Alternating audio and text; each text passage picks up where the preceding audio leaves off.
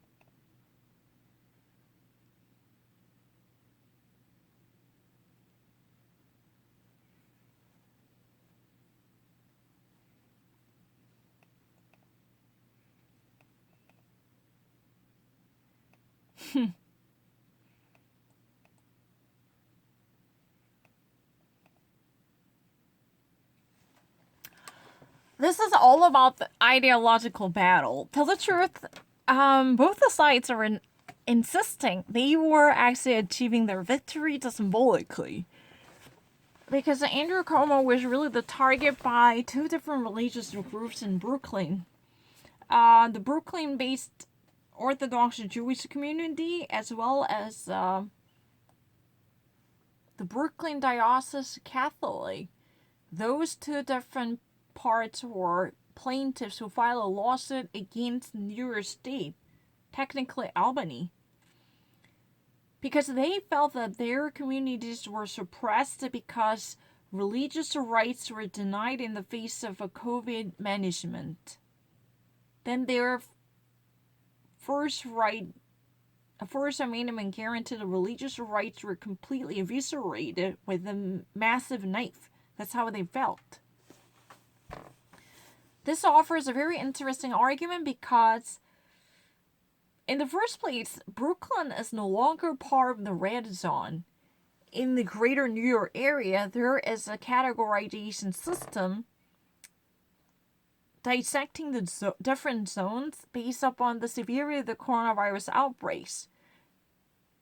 The most dangerous zone would be called red, and the next, it's called orange. No. It's called orange, yes. And the third one, the least dangerous zone, is called yellow. But the problem is that both the zones belong to the yellow section because they both belong to Brooklyn. That means they do not really need to have a serious restrictions in numbers of people coming to the houses of worship. That means if they ever want to have any religious ceremony, for instance, Catholic Mass, there is no serious limitation as long as they actually and complete the building up to 50 percentile. There are normally occupants allowed for each building, right? But as long as they would let this number somehow be close to 50, then it's possible. However, the Supreme Court truly takes the case in a serious sense, they eventually handed out a verdict in favor of the religious community. The rationale behind this serious decision was like this. Supreme Court justices are not health experts who can claim a greater authority than doctors or public health experts. However, even in time of a coronavirus, the constitutionally guaranteed Bill of Rights can never be downsized or demeaned. That was really the argument. Even in times of the coronavirus, there should be a solemn respect for the First Amendment, which guarantees religious freedom. That was really the message. But what's been so special here is, you know what, Amy Coney Barrett truly made a total difference to tip off the balance. And the Supreme Court, the newly composed toss-up in the Supreme Court, eventually overruled the previous decision made by that same Supreme Court. The nation's highest court, in terms of the coronavirus restriction, made a complete different decision because the majority of justices in the bench sided with authorities exercising proper responsibilities to take care of their own denizens. However, after the demise of Justice Ruth Bader Ginsburg, the actual composition of the Supreme Court justices was changed and reshuffled. Then Amy Coney Barrett was definitely leaning towards the conservatism in the court, and these different conservative members eventually coalesced into one bloc to trump the current existing liberal judges.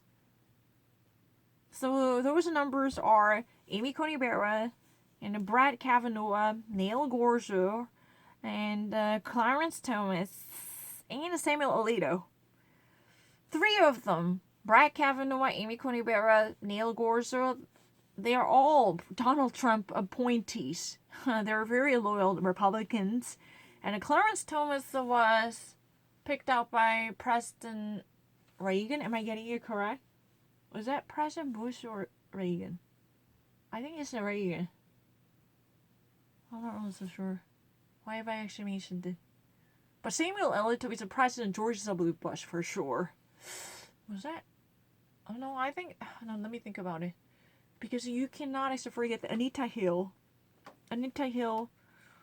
Do you remember who was the president when Anita Hill was actually summoned up to a subpoena? She was subpoenaed to partake in this confirmation hearing. That was President George H.W. Bush, for sure. That was not Reagan. Because I remember Anita Hill. She was a professor of a law school, but she actually once served as a law clerk for Clarence Thomas. But she actually claimed that she was sexually molested and harassed by Justice Clarence Thomas. Oh my God, was that true? Yeah, that was definitely 1991 or something like that. Not 1980. That means definitely George H.W. Bush. Yeah, right. But the thing is, let me actually go back to what's at hand at this moment. But religious communities were so overwhelmed with the euphoria. They say that this is a perfect demonstration that our Supreme Court truly respects the actual granted rights envisioned by framers that might actually, secure any type of space for religious freedom, even in time of governmental invasion. That's what has been said. They hailed it. They praised it as a victory of religious freedom, guaranteed by the forefathers of the nation. That's what has been said. However, Governor Cuomo was somewhat busy downplaying the significance of this. He alleges that this effort would actually be considered as symbolic and meaningful. I mean, a symbolic and insignificant action, only reflecting the philosophy of the core. This would be irrelevant to actual policy of a public health. Because eventually, his policy was about controlling the number of people allowed inside the synagogue or religious temples or any different houses of worship from 15 to 20, especially if these institutions were part of a red or orange zones, right? Think about it. If there is a church which actually, is a part of the red zone, that might actually be considered as a hotspot of the coronavirus outbreaks, then there should be severe restriction on number of people allowed to hold the service together, starting from 15 to 20. That's normally the number. But the problem is that these two plaintiffs who eventually brought the case to court were completely irrelevant to this zone because Brooklyn is no longer identified as a red or orange, who should actually face immediate, which should face immediate restrictions on numbers like this. Because as long as they maintain the 50 percentile of occupants taking up the space, sharing the same air, then these numeric limitations were irrelevant to their cases or not applicable to each temple. No. Since they know what both of these churches or temples or synagogues, however you name it, the houses of worship or houses of the Lord truly belong to the borough, completely not in the coronavirus hotspot zone. This is really if you ever actually witnessed the immediate surge in the coronavirus cases, that's normally called the coronavirus hotspot zone, right? But Brooklyn is certainly not the most urgent area. It just actually remains yellow. It means it's not really the clear and pending danger in the realm of public health. So it's really okay as long as you maintain social distancing, you hold your religious services or rituals, fine. But make sure to keep proper distancing by not feeling out every pews or every chairs inside the chapel. No, don't do that. That as long as you follow other guidelines, that would be fine. However, both of the Jewish synagogue and the Catholic chapel, they feel that their causes are being vindicated because the Supreme Court clearly recognized the solemnity and the seriousness of the religious liberty, even in times of coronavirus. Because there could be Orwellian deep state government that really wants to practice the systematic suppression on religious freedom, citing the national emergency or the exceptionality of the case. But excuse me, but if the government were to be allowed to invoke this sense of urgency because of the exceptional cases, to what extent that type of a power can be extended? Can we honestly say that this is really a persecution of a certain religious sect? Have you thought about that? Why would you allow that commercial businesses operating on the other side would experience no significant limits on number of people allowed in their building? Don't you not actually think that this is a really immediate confrontation against our religion? You know, like Jewish? That's a really a verbal argument. But they actually claim that they feel like they are being discriminated because of the Governor Cuomo's oppressive policy. That's their claim, not mine. But in response to the Supreme Court verdict, Governor Andrew Cuomo came out to make a statement saying that this is moot. That means that it's irrelevant. You know what? If you ever actually think that this immediate ruling coming from the Supreme Court, the nation's highest court, Atlanta's, most important court, truly send out a signal to our public health administration, then you'd better think again. This is not about the very specified practices, but it's more about courts revealing their own political and ideological identity.